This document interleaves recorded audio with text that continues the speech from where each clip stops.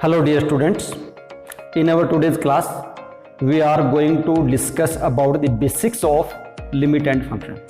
Limit and function class 11th physics के लिए बहुत ज़रूरी है और इसमें हम उतना ही डिस्कस करने वाले हैं जितना हमें फिजिक्स में ज़रूरी है।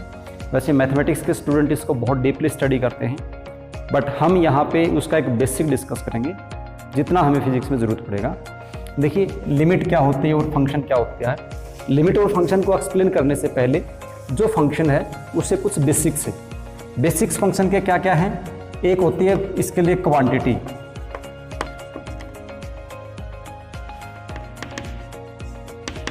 क्वांटिटी क्या होती है? तो क्वांटिटी वो होती है फिजिक्स में जब भी आप क्वांटिटी बोलते हो तो क्वांटिटी का मतलब होता है anything that can be measured. कुछ भी आपके पास है और उसको अगर आप मेजर कर सकते हो तो उसको आप क्या बोलते हो? क्वांटिटी बोलते हो, या जिसको हम फिजिकल क्वांटिटी बोलते हैं। जैसे आप डिस्टेंस की बात करते हो, डिस्प्लेसमेंट की बात करते हो, स्पीड, एक्सेलरेशन, फोर्स, मास, ये सब क्वांटिटी है। प्रेशर, टेम्परेचर, ये सब क्या है? क्वांटिटीज है। क्यों? क्योंकि इनको हम मेजर कर सकते हैं। तो कुछ भी जो आप मेजर कर सकते हो उसको हम क्या बोलते हैं? क्वांटिटी बोलते हैं। उसके बाद आपके पास एक टर्म होती है कांस्टेंट। कांस्टेंट क्या होता है? कांस्टेंट वो होता है जिसकी वैल्यू टाइम के साथ चेंज नहीं होती है। जैसे आपके पास काउंटिंग है 1 2 3 4, ये काउंटिंग है, ये कांस्टेंट है। ये ई कांस्टेंट है। ई की जो वैल्यू होती है 2.718 होती है। आगे चलता है, इनफाइनाइटली चलता है, 3 डिजिट तक लेते हैं हम। जैसे आपके पास पाई है 22/7 जो होता है, तो ये जो होती हैं वैल्यूज, इनको बोलते हैं कांस्टेंट। फिर नेक्स्ट हमारे पास होता है वेरिएबल। वेरिएबल क्या होता है? सबसे पहले हम ये देख लेते हैं कि ये वेरिएबल क्या होते हैं। वेरिएबल वो होते हैं जिनकी वैल्यू चेंज होती रहती है, फिक्स वैल्यू नहीं होती। और ये वैल्यू, ये जो वेरिएबल होते हैं, ये दो प्रकार के वेरिएबल होते हैं। एक होता है डिपेंडेंट वेरिएबल, एक होता है डिपेंडेंट वेरिएबल, और दूसरा है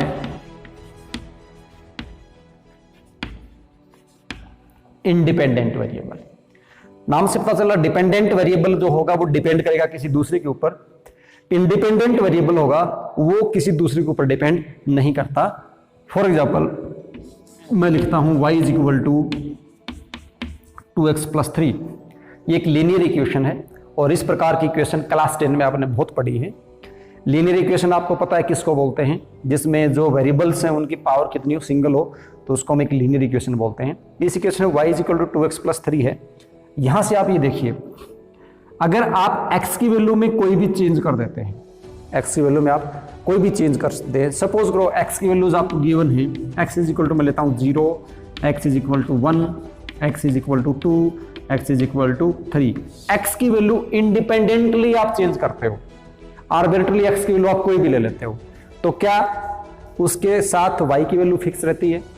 तो आपका डायरेक्ट आंसर रहेगा कि मैं x बदलूंगा तो ऑब्वियसली y तो चेंज होने वाला है। इसका मतलब क्या हुआ कि यहाँ पे जो y की वैल्यू है वो x पे डिपेंड करती है। y depend on x। तो यहाँ पे डिपेंड कौन कर रहा है? डिपेंड कर रहा है y। किसके ऊपर डिपेंड कर रहा है? x के ऊपर डिपेंड कर रहा है। तो जो y है यहाँ पे, y तो है डिपेंडेंट वेरिएबल, और जो x हुआ वो है इंडिपेंडेंट वेरिएबल। इंडिपेंडेंट मतलब x y पे डिपेंड नहीं करता, y किस पे डिपेंड कर रही है? x पे डिपेंड कर रही है। तो इस प्रकार से दो हमारे पास वेरिएबल हुए। इसको अगर मैं फंक्शन के टर्म में लिखूं तो मैं इसको ऐसे बोल सकता हूं, इसका मतलब इसको ऐसे लिखा जा सकता है, मैथ्स की टर्म में इसको ऐसे लिख सकते हैं, y is equal to fx, y is equal to fx। इसका मतलब हुआ y is the function of x। x का मतलब फंक्शन, और किसका फंक्शन है ये? x का। तो y इज इक्वल टू, अगर मैं fx लिखता हूं, इसका मतलब है कि y फंक्शन है किसका? x का। y is the function of x। तो ये हमारे पास क्या होता है? फंक्शन होता है। और ये जो फंक्शन होते हैं ये हमारे पास कई टाइप के होते हैं। जैसे पहला हमारे पास जो फंक्शन है वो है, एक फंक्शन है हमारे पास नंबर 1 जिसको हम बोलते हैं power function. Power function, power function कितना होगा? जैसे मैं लिखूं y is equal to x raise to power n। y power function है यहाँ पे किसकी? x की पावर पे डिपेंड करता है। तो इसको मैंने क्या बोला? पावर फंक्शन बोला, जहां पे n की वैल्यू क्या है, तो n हमारे पास क्या है, n हमारे पास है कोई भी रियल नंबर। अब यहां से अगर मैं n की वैल्यू 0 ले लेते हो, कि उसमें तो 0 भी आता है ना, n की वैल्यू अगर आप 0 ले लोगे तो आपके पास क्या हो जाएगा, y is equal to x raise to power 0, और किसी की भी पावर 0 करते हैं तो कितना होता है, 1 होता है, तो y इज इक्वल टू 1, तो y इज इक्वल टू 1 यानी y यहाँ से क्या हो जाएगा, कांस्टेंट हो जाएगा। ये तो हो गया पावर फंक्शन। दूसरा जो होता है आपके पास, सीरियल वाइज लिखते हैं एक को, x raise to power n। Second जो है वो होता है ट्रिग्नोमेट्रिक फंक्शन, ट्रिग्नोमेट्रिक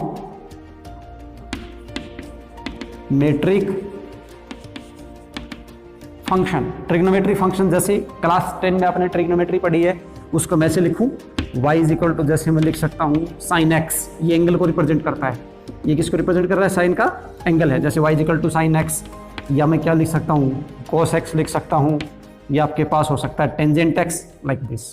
तो इसको हम क्या बोलते हैं, ट्रिग्नोमेट्रिक फंक्शन बोलते हैं। तीसरा जो है वो है exponential function. Exponential function,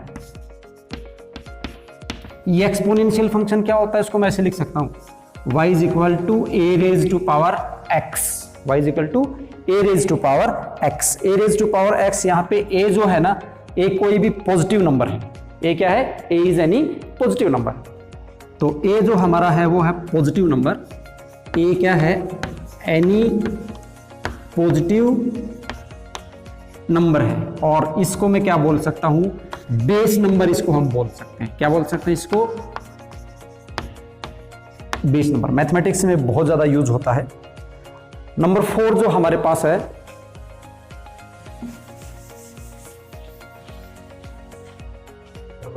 number 4 होती है लोगारिथमिक फंक्शन। लोगारिथमिक फंक्शन जैसे ऐसे लिख सकते हो, y is equal to log e x। ये लोग जो होते हैं ना, दो प्रकार के होते हैं, एक तो ये log e होता है, log e, और एक होता है log 10 बेस के साथ। ये जो यहां लिखते हैं इसको हम बेस बोलते हैं, तो log e को नेचुरल log बोलते हैं, और इसको हम ऐसे भी लिख सकते हैं, ये आपको कहीं कहीं ऐसे लिखा हुआ भी मिल सकता है, ln, या log e भी लिख सकते हैं, या log 10 जिसका बेस हो उसको हम क्या बोलते हैं, log 10। log 10 यूज करना कैलकुलेशन में ज्यादा आसान होता है, जो लगभग जो आप मैथमेटिकल में यूज करते हो तो log 10 को यूज करते हो। log 10 को यूज करने का मतलब ये हुआ, जैसे मैं आपको लिखता हूं 100 को आप क्या लिख सकते हो, 10 टू पावर 2 लिख सकते हो। 1000 लिखा जाए तो क्या लिख सकते हो, 10 टू पावर 3 लिख सकते हो। इसको अगर आपकी log की फॉर्म में लिखना हो तो ये ऐसे लिखा जा सकता है, log 10, क्या लिखा, log 10, और यहां पे मैंने क्या लिखा, 100। अगर 100 का मैं log 10 लूंगा तो ये मेरे पास क्या आएगा, इसका आंसर आएगा 2।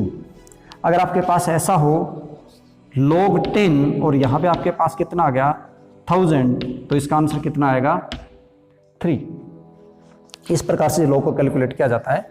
तो ये हो गया हमारे पास log के हमारे पास कुछ फॉर्मूलेज हैं, तो साथ में वो फॉर्मूले भी देख लेते हैं जो बहुत काम आते हैं हमारे। एक log का फॉर्मूला होता है, ऐसे लिखा जाता है log mn। log mn, m और n कोई दो नंबर हैं, एक नंबर m है और एक क्या है, n है, तो log mn है, उसको ऐसे लिखा जाता है log m plus log n। ये फॉर्मूले आप याद कर ले, बहुत काम आने वाले हैं। एक आपके पास होता है log m divided by n, log m divided by n, तो ये आपके पास होता है log m minus log n। एक फॉर्मूला आपके पास ये होता है, ये तो आपके पास हो गया पहला, ये हुआ दूसरा, और तीसरा ऐसे होता है log m और m की पावर कितनी है, n। m और n कुछ भी हो सकते हैं, या आप ऐसे भी लिख सकते हो, जैसे log x की पावर 2, इसको m को x लिख सकता हूं, n को 2 लिख सकता हूं, या मैं लिखा log x और x की पावर मैंने क्या लिखी, y, तो इसको मैं ऐसे भी लिख सकता हूं, इसको x मान सकता हूं, इसको y मान सकता हूं। तो ये हमारे पास हो जाएगा, ये जो पावर है इधर मल्टीपल में आ जाती है, ये हो जाएगा n log, और ये कितना हो जाएगा m। ये कुछ log के बेसिक फॉर्मूले हैं जो हमें बार बार काम आने वाले हैं। तो ये हमारे पास हो गया लोगरिथमिक फंक्शन। अब हमारे पास बचती है लिमिट। एक जो पांचवी टाइप का फंक्शन होता है उसको हम बोलते हैं लिमिट फंक्शन। और लिमिट क्या होती है वो समझना यहां पे बहुत ज्यादा जरूरी है। लिमिट पांचवी जो टाइप होती है हमारे पास वो होती है लिमिट फंक्शन। Limit function. अब लिमिट फंक्शन में सबसे पहले हमें यह समझना जरूरी है कि लिमिट क्या होती है। ये लिमिट क्या होती है, तो देखिए अगर आपसे कहा जाए, मान लें ऐसे लिखा है, लिमिट को समझने के लिए कैसे समझ सकते हैं लिमिट को, हम ध्यान से देखिएगा। y इज इक्वल टू, अगर आपके पास लिखा जाए x स्क्वायर माइनस 4 और divided by x minus 2, x square minus 4 divided by x minus 2, x square minus 4 divided by x minus 2। अगर आपसे कहा जाए, अब आप एक बात और देखिए यहां से, ये जो वैल्यू है y is equal to x square minus 4 divided by x minus 2, ये x की हर वैल्यू के ऊपर, x की ईच एंड एवरी वैल्यू के ऊपर y की वैल्यू दे सकता है सिर्फ और सिर्फ एक वैल्यू को छोड़ के, सिर्फ और सिर्फ एक वैल्यू को छोड़ के, और वो कौन सी है,